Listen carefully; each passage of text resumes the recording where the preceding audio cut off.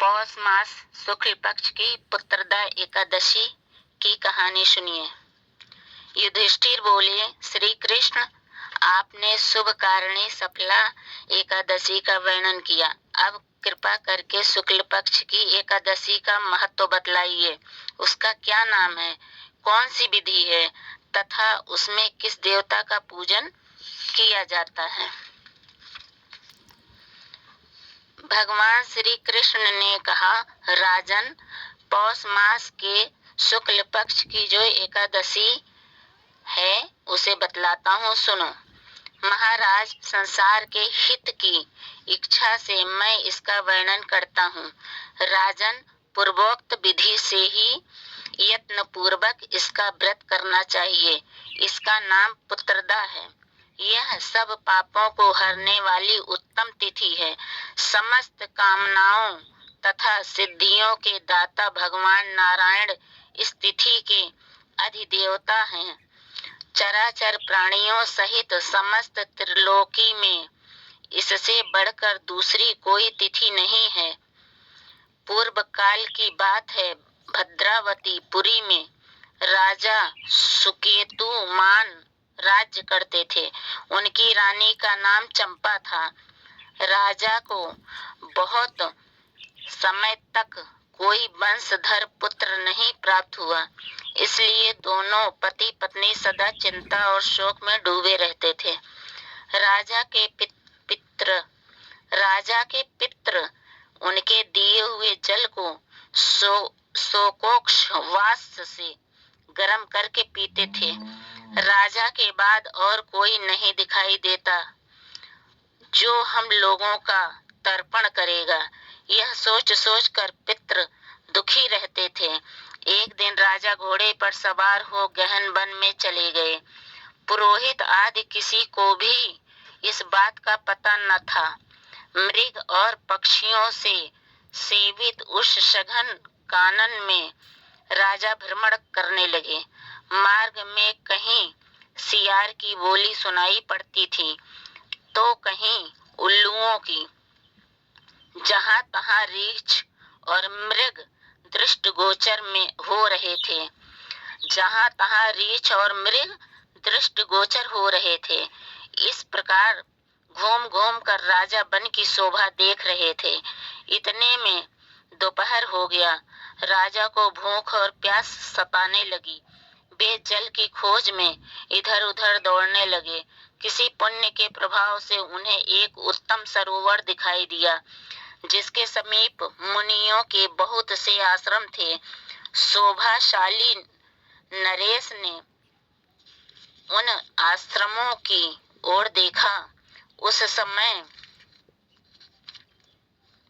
समय शुभ की सूचना देने वाले शकुन होने लगे।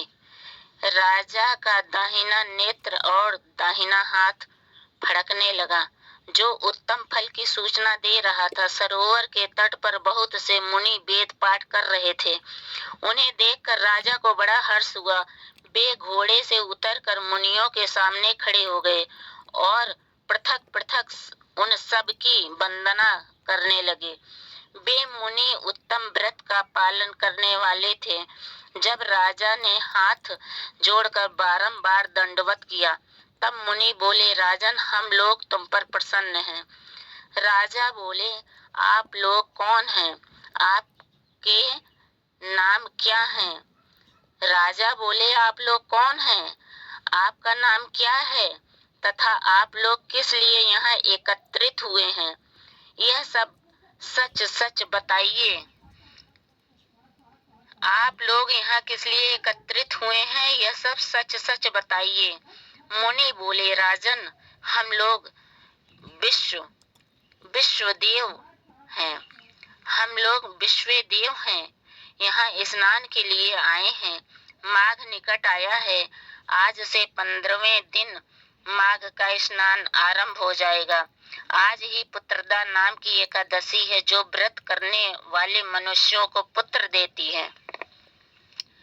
राजा ने कहा, विश्वे देवगण, यदि आप लोग प्रसन्न हैं तो मुझे पुत्र दीजिए। मुनि बोले, राजन, आज के ही दिन पुत्रदा नाम की एकादशी है। इसका व्रत बहुत विख्यात है। तुम आज इस उत्तम व्रत का पालन करो। महाराज, भगवान केशव के प्रसाद से तुम्हें अवश्य पुत्र प्राप्त होगा। भगवान श्री कृष्ण कहते हैं, युधिष्ठिर, इस प्रकार उन मुनियों के कहने से राजा ने उत्तम व्रत का पालन किया। महर्षियों के उपदेश के अनुसार विधि पूर्वक पुत्रा एकादशी का अनुष्ठान किया। फिर द्वादशी को पारण करके मुनियों के चरणों में बारंबार मस्तक झुकाकर राजा अपने घर आए। तदंतर रानी के गर्भ धारण किया। तदंतर रानी ने गर्भ धारण किया। महर्षियों के उपदेश के अनुसार विधि पूर्वक पुत्रदा एकादशी का अनुष्ठान किया। फिर द्वादशी को पारण करके मुनियों के चरणों में बारंबार मस्तक झुकाकर राजा अपने घर आए। तदंतर रानी ने गर्भ धारण किया। प्रसव काल आने पर पुण्यकर्मा राजा को तेजस्वी पुत्र प्राप्त हुआ, जिसने अपने गुणों से पिता को संतुष्ट कर दिया।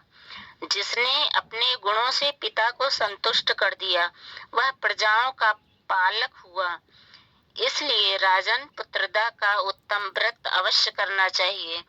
मैंने लोगों के हित के लिए तुम्हारे सामने इसका वर्णन किया है। जो मनुष्य एकाग्रचित्त होकर पुत्रदा का व्रत करते हैं, वे इस लोक में पुत्र पाकर मृत्यु के पश्चात स्वर्गगामी होते हैं। इस महात्म को पढ़ने और सुनने से अग्निष्टम यज्ञ का फल मिलता है। वे इस लोक में पुत्र पाकर मृत्यु के पश्चात स्वर्गगामी होते हैं। इस महात्म को पढ़ने और सुनने से अग्नोष्टम यज्ञ का फल मिलता है। बोलो विष्णु भगवान की जय। बोलो लक्ष्मी नारायण भगवान की जय।